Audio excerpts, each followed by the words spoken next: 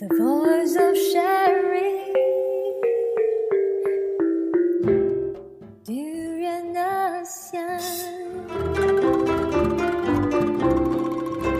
Hey, this is Arlene. And I'm Osmod. And we are now at Durian ASEAN, the voice of discovery and sharing, in our ABC dialogue today. What kind of topic we have today?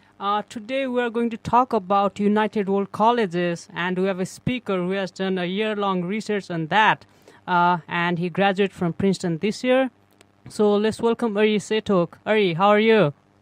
I'm good. How are you? We're doing well here. It's great to have you here. You're all the way from Canada, is it?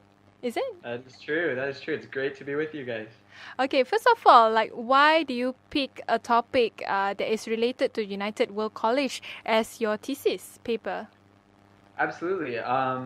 So I've always been really interested in education. I've worked before at a boarding school.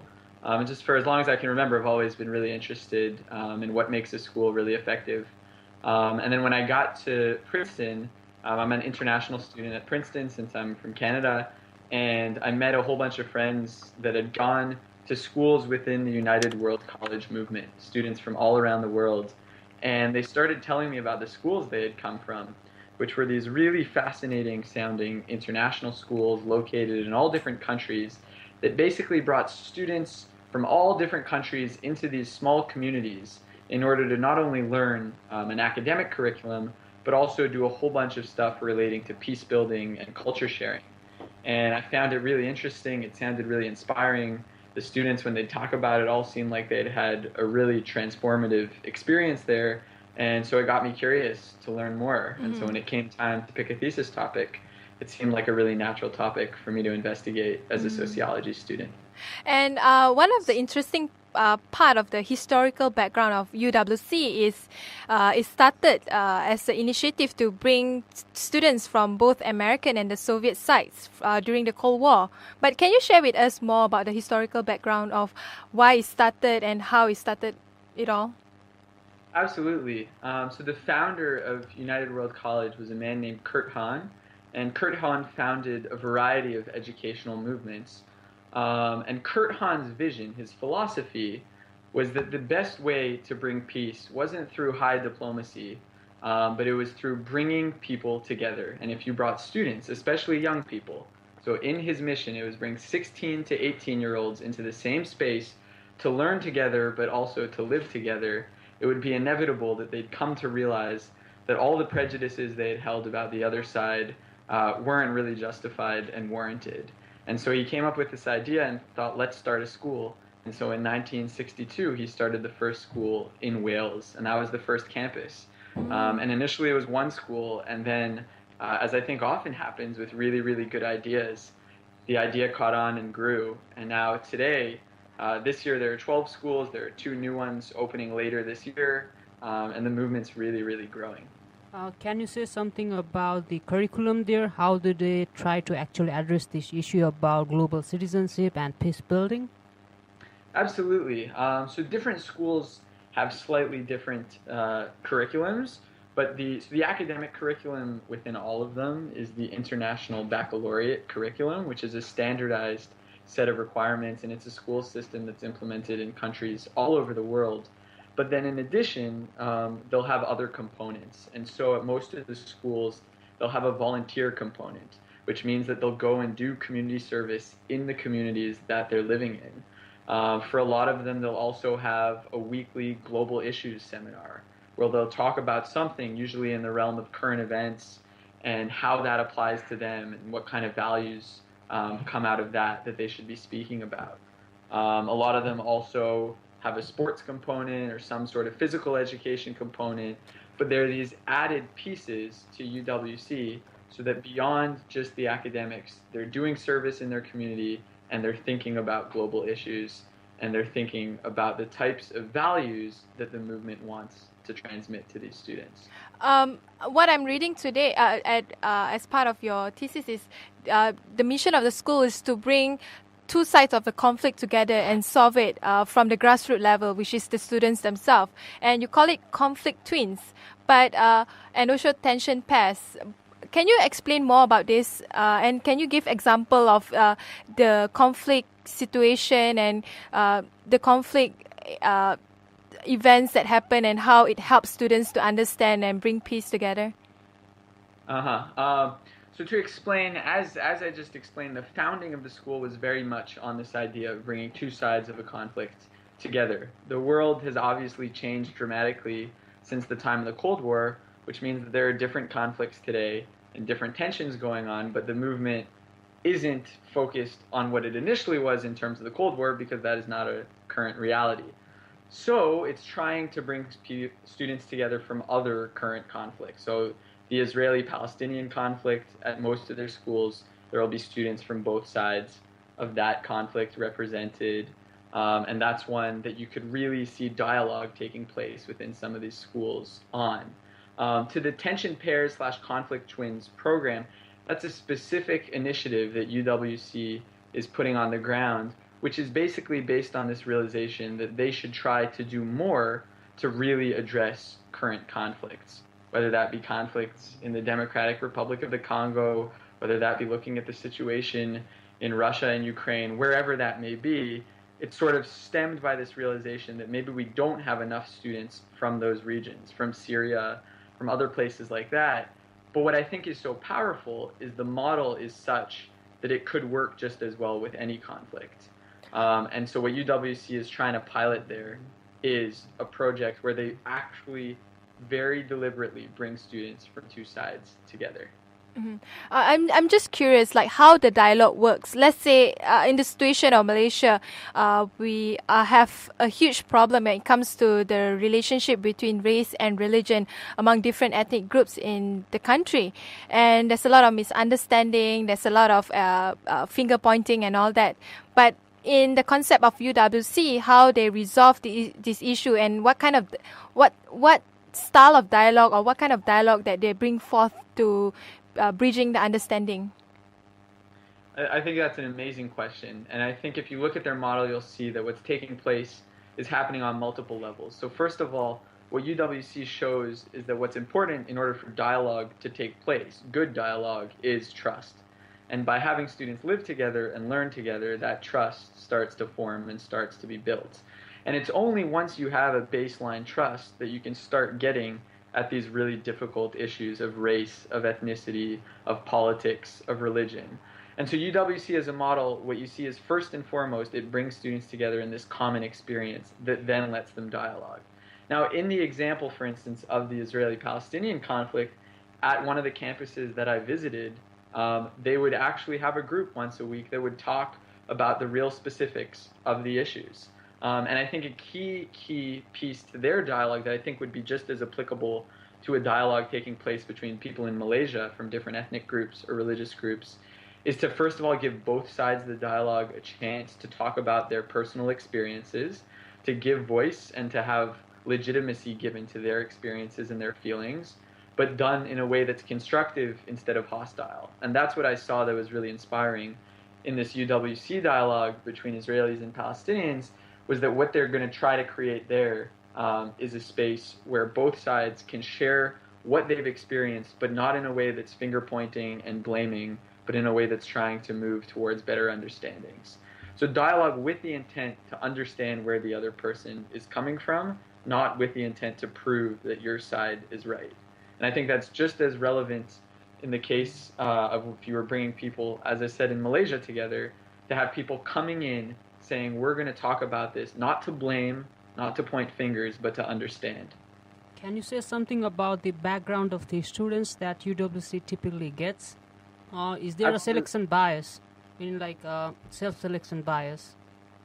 So the way it works is that there are national committees set up all around the world in 150 different countries, and those national committees facilitate the selection processes.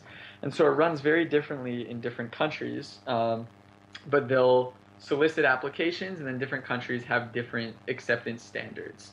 There are certain selection biases. One of them, for instance, is that you need at least a certain proficiency in English, which automatically means that certain people wouldn't qualify. But one of the things that I think is important is, to the extent that it can, UWC tries to fund students, and that most students within the movement are there on full or if not partial scholarship in a way that tries to make it accessible to students across the socioeconomic spectrum. And so that's one way that they try to ensure that even though there will be some biases, right, even just who gets access to hearing about the school, there might be some biases. You know, if you have internet access, there's a whole lot more chance you'll come across this if you're searching online. If you're at certain high schools, there might be a better chance that you'll have a student in a higher grade who's gone to a United World College and tells you about it. But I do believe that to the extent that they can, they're trying as hard as possible to be as accessible as they can.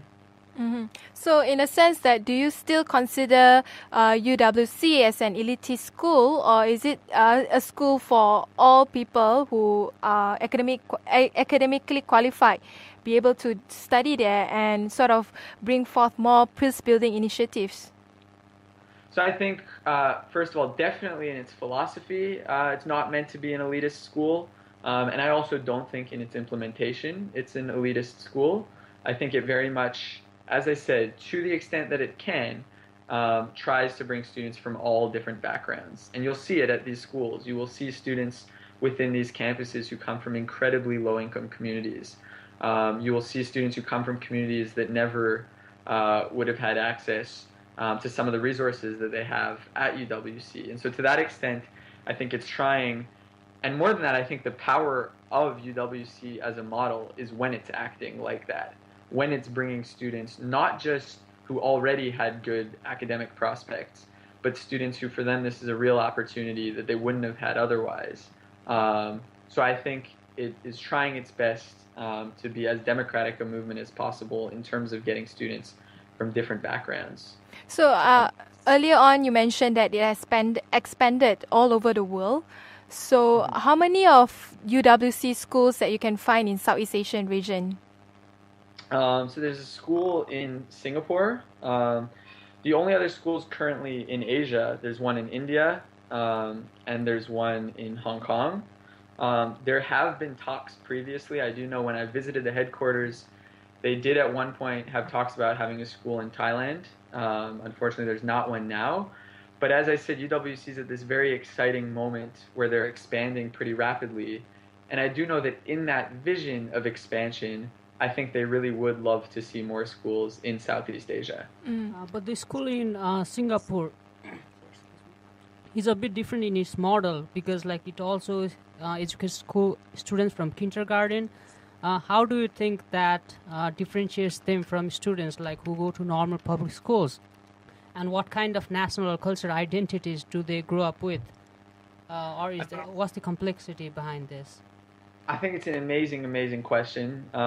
First of all, I'd love to say that I wish I could have visited that school to really get concrete data on the ground and speak to their students. So what I'm going to say now is very much speculative and from speaking to just a few graduates, but not with the same rigor that I got to explore some of the other schools with. But I think that one of the visions underlying having a school that goes from kindergarten till the end of high school is that you immerse these students in these UWC values right from the start. And so to that end, I think there's something powerful in that you get students talking about global issues when they're still in primary school or middle school, and you get students thinking about cultural values and kind of diversity from a young age. Now, I do know, or at least some people have told me that school does have a lot of students that come from the expat community, so people from other countries working often in business, I think, and probably in finance in Singapore, which means that school, I do believe, is probably not as socioeconomically diverse as some of the others. And I think that's certainly a challenge. Also, part of what's cool about a school like that is that they have way more students than any of the other schools educate. And obviously not all of them are born students. So they more, but at the same time, it might lose, and I wish I had been able to see to really understand, may lose some of the intimacy that a smaller school would have that I think could be really instrumental in the type of peace building work they're doing. We have talked something about peace building, but Yeah. but like how do you actually measure, the success? Like how do they do that in UWC? because it's something that's very qualitative, right? Absolutely. And so I think that's something that they're trying to figure out. And I think as a researcher, that was part of my excitement in investigating this topic, was trying to figure out how do you even assess whether a model like this is working. I think UWC would love to do more long-term kind of follow-up research, and I really hope that they do that. And I think there's all kinds of different metrics you could evaluate it on. I think first of all, it would be interesting to see, which I wasn't able to find, what percentage of UWCers end up back in their home country. I think it also would be really interesting to see what percentage of them end up working in NGOs, in governmental capacities, and sort of seeing what the career split is. And so I think certainly your question in terms of peace building specifically, that's really difficult, but you can look at what kinds of organizations are these people working with. And qualitatively, when you see what they're working with, connect with some of these alums and figure out what is the work that they've been doing. But I do think it would be a really, really amazing thing for the movement to do more research in order to see where exactly are these students going I'm 10 quite years down. I'm quite interested with the intercultural understanding aspect of the curriculum, and I'm just wondering, like, besides dialogue, what else that the school provided to student in order the student be able to have stronger understanding of other people's culture and also their own culture. So there's a number of different forums they create for that. So one thing is that each school, they split the world into about 5 different regions, and each region will be in charge of what would be called a cultural week. And that week would culminate with a culture show where they present aspects of their country's, music, dance. And these are students that come together from a range of countries, obviously. So for instance, you might have a North American culture show, or you might have an African culture show. But so they get a chance at the end of the week to very much show off some of the art forms from their country. But throughout the week, they do all kinds of programming in order to share cultural values from their home. And those can look like all sorts of things. Just as examples, one program that a student told me about, they had a taster event where they cooked food from their home culture and did a meal where they brought people there in order for them to get to see what the food was like that they ate there, and understand more about that. And there's all kinds of different things like that. It could be showing, this is the sports we play back home. And so that is sort of one of the formal ways that culture sharing takes place. But what so many students told me when I would chat with them is the biggest way culture sharing or intercultural exchange takes place are in the late night conversations these students are having when they bring their backgrounds into the common room and start talking and start understanding, these are the cultural values this student comes from, and these are the ones this student comes from. And so they learn a lot just from the informal aspect of being in a boarding school together. What about language? Are they encouraged to speak more of their own mother tongue language or other foreign languages? So it's a really difficult issue. I think largely I wouldn't say they're encouraged or discouraged, except for the fact that in order to really immerse themselves in the program, English becomes the language that can be spoken across the student body. And I think there are some problems in that, because it automatically advantages certain students within these communities. One of the things that I did notice in my research is that it tends to be English as their first language speakers who take on more leadership roles within these schools. And academically, it's certainly much easier for English as a first language students to really excel. But it is difficult because you'll see a fair bit of clustering by nationality. And a lot of that clustering, when I would speak to the students and say, well, how come, I'd see you sitting at lunch with 3 other people from your home region or your home country, a lot of it came down to language, which makes a lot of sense, which is that language is the way we express ourselves. Yeah, right? that's true. If you don't have the same tools, when I go home at the end of, the day of school, I can talk to my friends in English and I can make jokes and I can be sarcastic and I can be witty, or I can try to use all the different tools that language has. Whereas, if I'm speaking, I also speak Hebrew, for instance, and when I speak Hebrew, a lot of those tools I don't have anymore. And you see that for a lot of students. And so I think it's a really insightful question in terms of one of the challenges when you're trying to build a global community. When you have a language that becomes the dominant language, how does that impact students? So, Because it certainly. so I guess you are a more serious person when you speak Hebrew, Absolutely. since you cannot make jokes as much as in English. Say, that is about language. What about culture? Say, if English is the dominant language there, and maybe in a sense that's essential to communicate with other students in English. What about the culture there and the values that the UWC is trying to instill in their students? Do you see more like, is it more Eurocentric, or like, even though students are encouraged to represent their home nationalities, but at the end of the day, they are trying to be, or at least from the sense that I get, students have more liberal values. What do you think of that? The culture or the values that the students try to instill in themselves? Yeah, another amazing question. You guys could have done the research. You've got all the sharp questions into this. But so I think that's also very much a challenge, because I think without a doubt, the dominant cultural values are certainly liberal ones. And I visited, as part of my research, the headquarters. And so there are these schools, and there's also an umbrella group with an executive director and leaders of different kind of functions of the movement. And they struggle with that because they're aware of that. And one of the challenges is how to create a space that actually brings everybody together regardless of cultural value, without kind of selecting one as the dominant sect. So it's really hard. One of the ways that you could really see that is in relation to religious values. A lot of students at UWC become less religious because the values tend to be more secular and more liberal, and it can be really hard to retain a religious identity.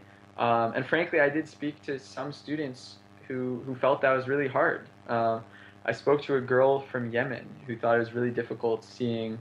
She came in, she wore a hijab, she's very religious Muslim, and she came in with a certain set of religious values and watched as a lot of her peers who had similar religious values became less religious. And that was difficult for her.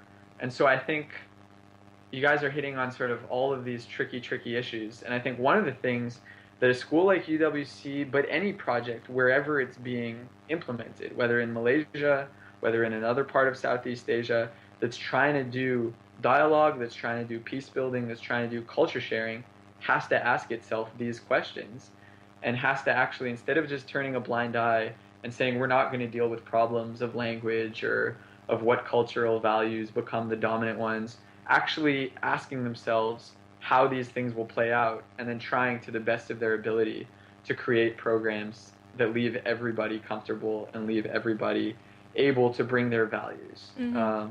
And the only other thing I'd say on that topic is there's obviously certain caveats, one being that a value that needs to be in place in a school like this or a program like this is tolerance. So there should not be tolerance for intolerance. So if you come in with a set of values that are very intolerant of someone else's way of living, I think that is a problem. Mm-hmm.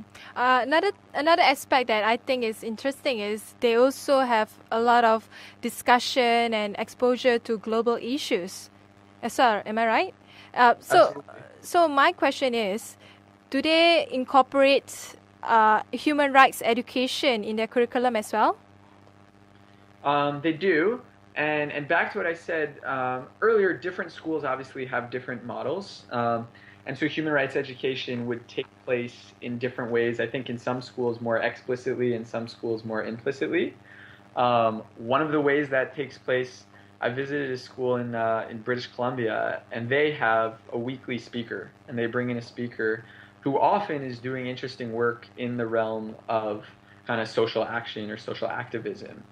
And so oftentimes, if you're bringing in speakers and role models who are dealing with human rights issues, then inevitably the students are going to get talking about that. Other schools, at the school I visited in Wales, I had the privilege, I got to sit in on a really cool program they do. It's called Newsflash. And they bring about 12 students into the same room together from all different countries, and they kind of update each other on the current events taking place in the country that they're from.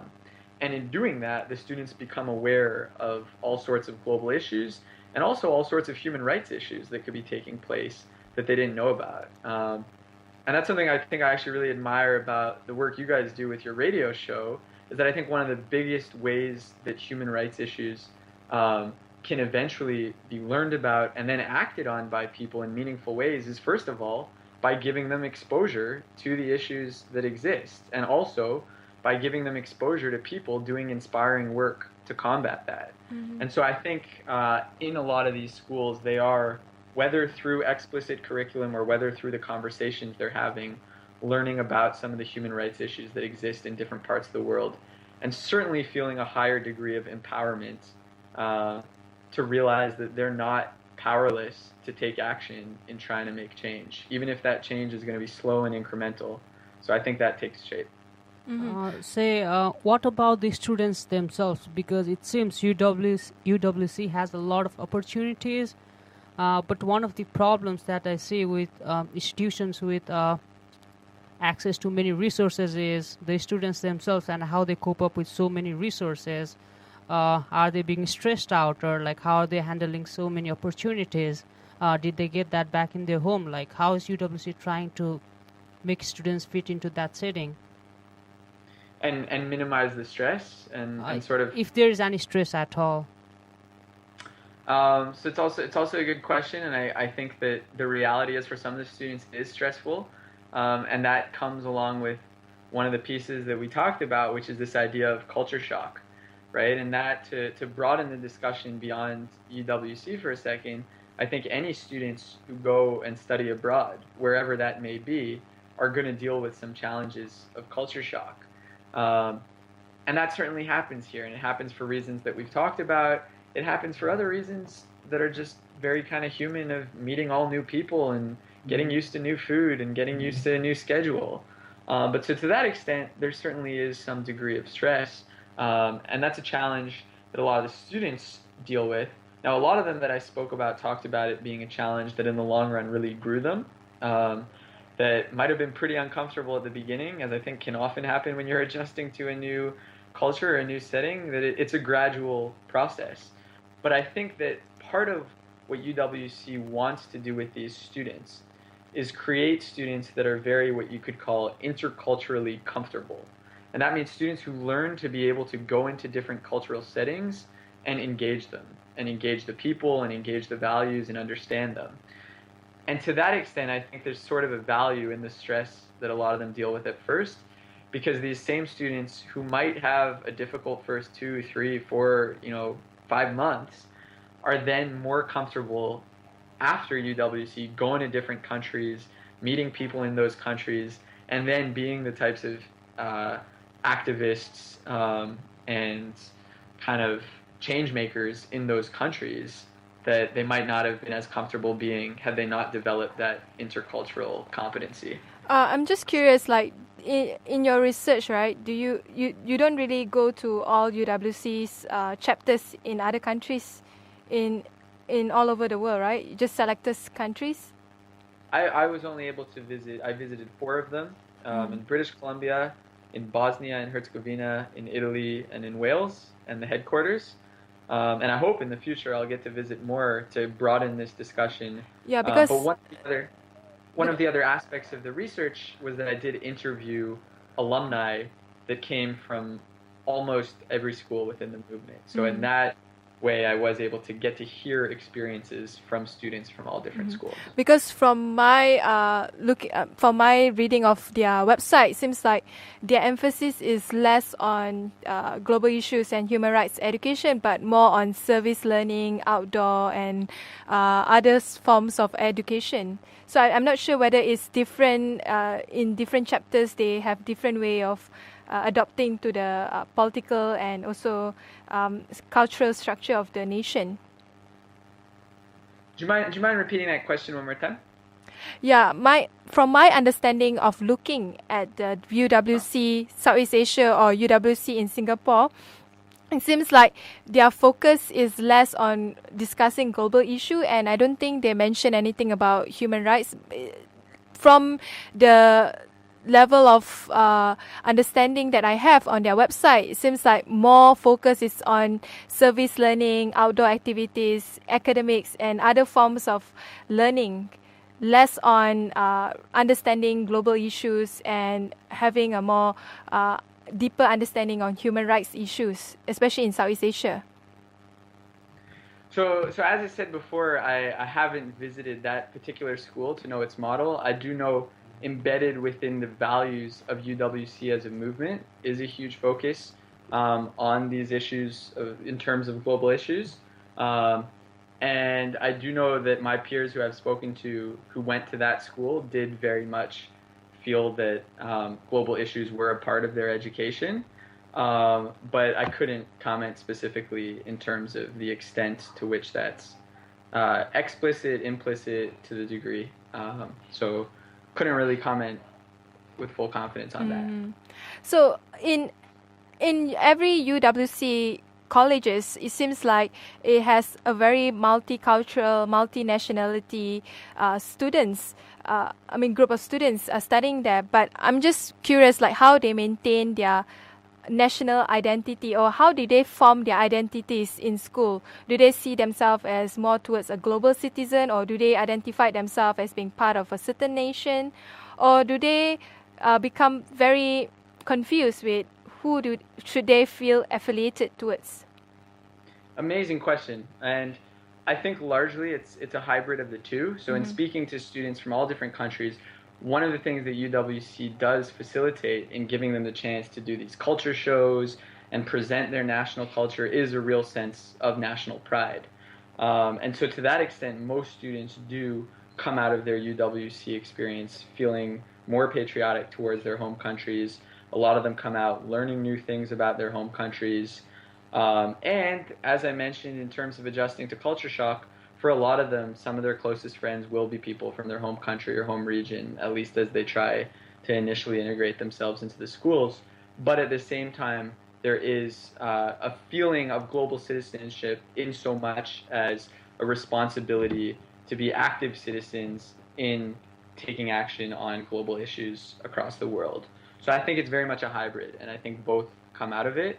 And I think what is intriguing, that as I said, I'd love to see the research do more, I'd love to see the movement do more research into, is 10 years down the line, 15 years down the line, where are these students living, what kind of work are they doing, and how much does that reflect commitment to their country, commitment to these global issues, because those are really important questions that I think would be interesting to see how they play out down the line. So one of the, and I quote you from your thesis, you said, students in the UWC are taught to question everything and not to conform. What does, if you had any experience talking with the students, say students who have come from really conservative background or conservative countries, like which had limited political or social freedom in their countries, how does it actually play out for them? Because not every societies have, are open towards questioning, or they might have different cultural values. How do students respond to that? To that idea of questioning? To questioning and being more open and liberal-minded. Well, so I think what comes out of the experience within UWC is this desire from almost whatever country that you come from to learn to engage other people's ideas. And before you have a fully formed idea, see what other people think. And what that looks like is different from person to person. But what it means, I think, is similar, which is just this idea that you've created your set of ideas and ideals within a certain cultural context. You've grown up in a certain world, and that's what informs your worldview. Now here's your chance to question and integrate other worldviews into it. Do you have any examples, So one example, for instance, that I wrote about, I can give a couple examples that I think directly relate to this. I think it was interesting to see, I spoke to a Vietnamese student who found that very much UWC had him questioning some of his political values. He's always supported a communist structure of government. And coming to UWC, a lot of the students from other countries very much offhand thought that there was something problematic with his political views. and it made him question in a deeper way what he really thought about his own views. And he ended up coming out with strengthened views of what he came in with. What I mean by this questioning is that he then developed that same view in conversation with other people. And so I think that happens. I have another example that I talk about in my paper that I think is interesting. A student from France who came in with a very specific set of views on the treatment of women in certain Muslim countries, and then actually got to speak to some Muslim girls who came from those countries who had different views than what he had thought. He, for instance, had always seen the hijab as a very disempowering piece of clothing. And then he spoke to a girl who thought it actually was not disempowering at all, who wore a hijab and thought it was actually quite empowering. And so I think that what really does take shape at these schools are conversations around issues, regardless of what you come in from, that make you question in a way that you didn't otherwise. But do you think UWC is promoting a set of liberal ideas, in essence? I still think, as I said earlier, those are the dominant values. And I think that at the end of the day, those are the ones that are certainly most pervasive. And so to some degree, whether it's explicit or implicit, there is a pressure to adopt those values. But at the same time, it gives students the place to question that I think in and of itself is incredibly valuable. But as I said earlier, if I was to kind of put a biggest criticism towards the movement, it would be that these liberal values become so dominant within the school that it becomes harder to hold on to other ones. Well, I'm quite curious about, so there are students from different backgrounds. What kind of transformation they become after a few years schooling in UWC? And you say that you interview a couple of alumni as well. So what is their feedback on that? I interviewed a whole bunch of alumni. Mm-hmm. And so I would say that some of the main shifts that they talk about that I think really do shine, first of all, is a curiosity towards cultural difference. And what that means in practice is that when you're in a given setting, whether in our case the alumni I interviewed were other students at Princeton University, they're much more curious to actually meet and engage with students that don't look the same as them, that aren't from the same place as them, and to learn about them.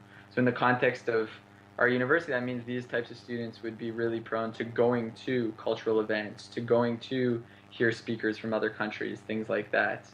I certainly do think that, as I've mentioned, there is a greater sense of empowerment to take action on kind of global issues, and that can look like all sorts of things. I have a friend who I interviewed at Princeton who, for her, she's really passionate about environmentalism. And I think in a lot of ways UWC probably had something to do with her feeling inspired to actually be able to take action in order to implement certain things within our school community. For other people, these issues can be more local to their home countries, or can be more global in terms of things like education or environmentalism. But I do think it changes them in that regard. I do think, relating back to Asmood's earlier question, I think it's students who really do learn to question their values, and I think that's important, that they continue questioning their values and continue having the type of important conversations I think everybody should be having in terms of where do their values come from and why do they value those things.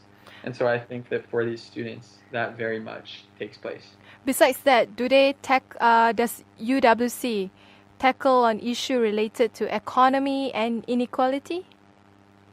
Some of them do, and so it very much depends, right? You'll see some of the students, one of the things that a lot go on to do is a project called the Davis Projects for Peace, that I did a project through that frankly a lot of United World College students go on to do a project through that where they tackle different issues in their local communities. And I'd highly encourage you to take a look at their website, because that really gives you a sense of the scope of the issues that students are at least trying to work towards tackling. So that a lot of alumni of United World College do projects through that, and those projects can be all sorts of things. A lot are in the realm of education, but quite frankly, I imagine some of them are in the realm of economics as well. One interesting one a student that I know who graduated UWC was going back this summer. He was going and another student were going, and they were trying to implement a program in the Philippines where they were going to do a hackathon, a computer hackathon, in order to try to help kind of build up a local infrastructure for that, to then ideally have people develop kind of web-based things that they could then sell, and that could help kind of create a livelihood. So that's definitely tied in some ways to economic mobility and questions of, how do we eradicate inequality by maybe providing certain opportunities. So I think that some of them are in very explicit ways. All kinds of people are probably doing things in ways that I don't even know about. One story to really quickly tell you about, I went to a conference that UWC alumni hosted this year at Harvard University.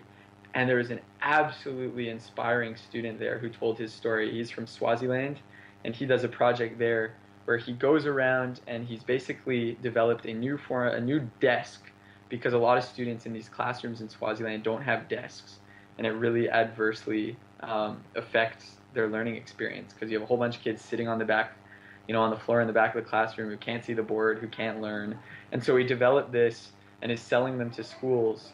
And so that, to me, is actually tied to all sorts of things. It's an educational project, but that's going to be tied to these students' educational opportunities, that could very much in the future be tied to their economic opportunities. So there's all kinds of students that are definitely thinking innovatively, and what excites me a lot is that I do think, more than just thinking innovatively, there's a lot of students who are doing innovative things to the extent that they can with the resources they have. One significant question that I think is important is why UWC is different from a normal public school education. Yeah, so I think there's a lot of reasons. I think it's also a difficult question in so much as a normal public school education looks so different in different parts of the world, and so it's almost impossible to kind of directly compare the two. But at the same time, what I think makes UWC so unique, first of all, is that there are students coming from all over the world. And what that does is it makes all these things, culture sharing, peace building, so much more real, because it's face to face, and it's dynamic, and it's being developed with students, in conversation with students from the other parts of the world that you're learning about. As we've talked about throughout the interview, I think the focus on these values is important. I'd love to hear about public schools that have these values as central to their mission as UWC, and frankly, I don't know, as I said, don't know enough about public schools in different parts of the world to know whether or not they do. All I can comment on is public school, at least in North America, certainly doesn't have these types of ideals central to what students are coming out of the schools with. And so to that extent, I think there's a lot of uniqueness there. There's also something else unique that I think UWC could do a lot more with that isn't fully being actualized now, which is the fact that they're a movement. It's more than just one school, and what that should do is give a very powerful unity that students, whether you went to school at UWC Swaziland or UWC Singapore, you've got a common commitment to certain values, and you've got a common network of people who've gone to your schools. That, to me, what would be really, really exciting is then you're starting to collaborate on these projects across countries and across peer groups. And so that's something that UWC has that I'd love to see be used more, because to me that is so exciting. Mm-hmm. So I guess that's all for our discussion today, and thanks for letting us know more about UWC. And I think based on your thesis, actually there's a lot more that you wrote about it. But is it published online? It's not currently online, but I could certainly imagine putting it up there in the near future, because I'd love for this document, just as I'd love for this interview to start a broader conversation, because I think that's what's exciting about research in general, as a way to get people talking, get people thinking. So we could certainly make that happen. Thanks for the talk, Ari. We really enjoyed it.